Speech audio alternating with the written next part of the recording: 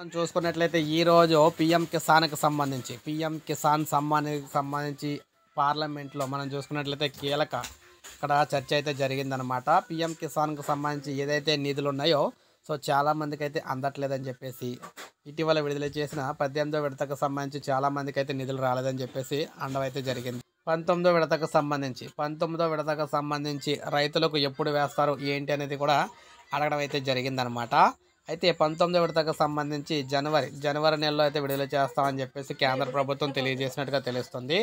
అయితే చాలామందికి 18వ విడతలో కొంతమందికి అయితే డబ్బులు అయితే రాలేదన్నమాట. సో దానికి సంబంధించి కూడా ప్రశ్నించడం అయితే జరిగింది.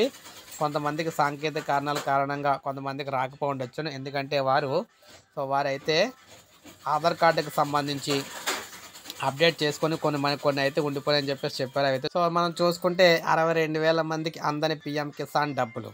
ఇలా మనకి లోక్సభ ప్రశ్నోత్తరాల సమయంలో ఈ విధంగా అడిగారన్నమాట. పీఎం కిసాన్ సమ్మాన్‌కి సంబంధించి ఒక్కొక్క రాష్ట్రంలో దాదాపు 40 నుంచి 1,00,000 వరకు కూడా చాలామందికి రాలేదని చెప్పేస్తున్నారు. తెలుగు రాష్ట్రాల్లో చూసుకుంటే దాదాపు 1,00,000 వరకు అయితే ఉన్నారని చెప్పేసి అడిగారనమాట.